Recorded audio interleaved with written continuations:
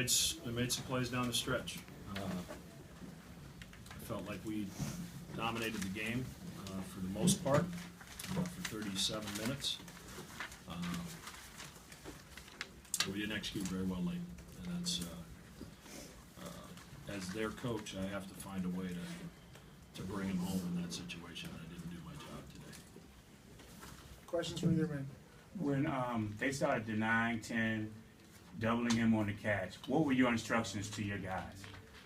Well, we wanted to be spaced, and I don't think that hurt us. I think there was maybe one turnover as a result of that.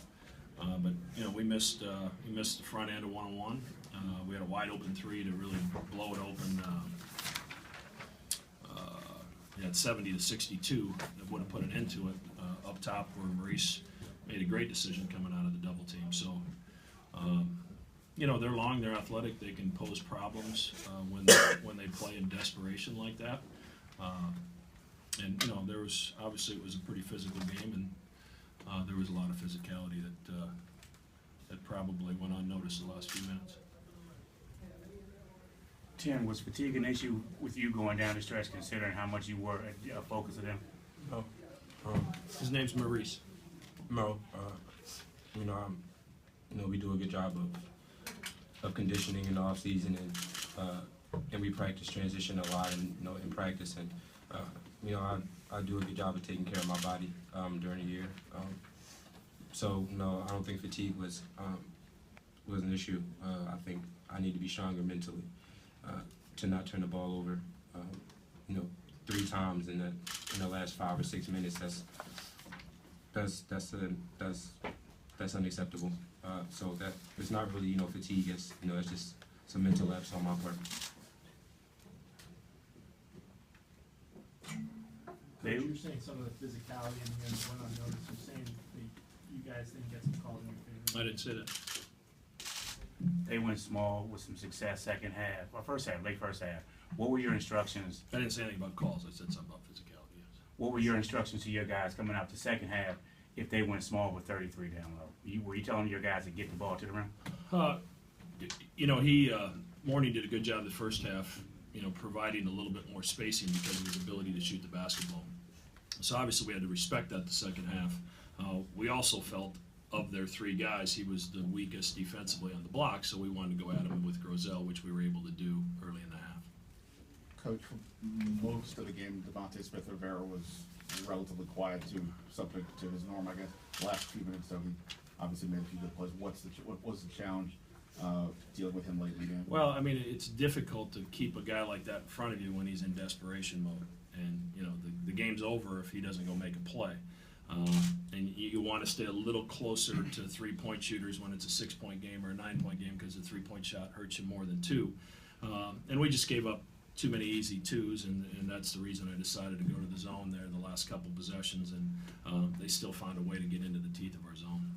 Coach, when you stop to think about the way this conference is right now, there's a 4-way tie coming into this, you and Georgetown right there.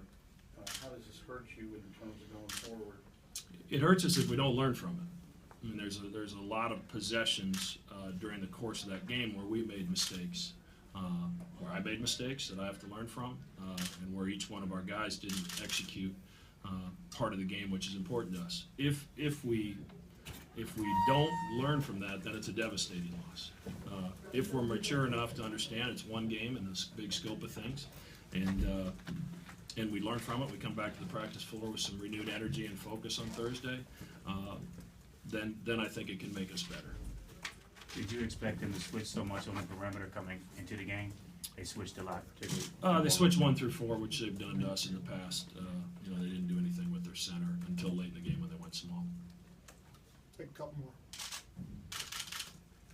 Mo, I guess from your standpoint, what happened at the end of both halves? I think at the end of both halves, we let the shots that we didn't make dictate our play.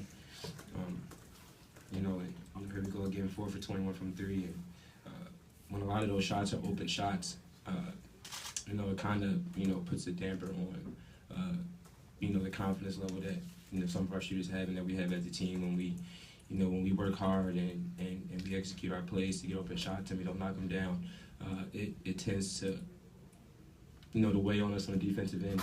And I think that's what we did. We had some rough patches, and, that's part of our maturity. We have to be able to, dig down like we did that Providence game, dig down like we did the last 6 minutes of Georgetown the first time we played them at home, when shots aren't falling.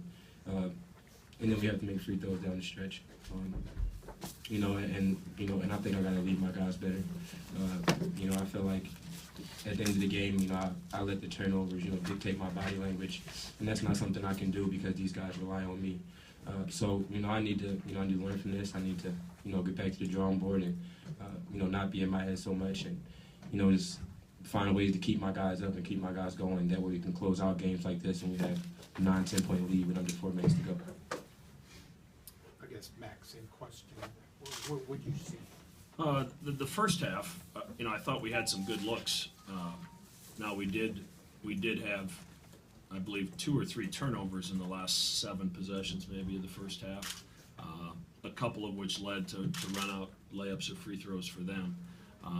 Very similar to our game at our place, where we had a 9 or 10 point lead, and they were able to cut into it right before halftime. And then, I really liked the way we executed on both ends of the floor to start the second half, and really for most of the second half. But again, when they went into desperation mode, where they're just spreading you and driving you, obviously they're a difficult team for us to keep in front of them. Any last question? Thank you.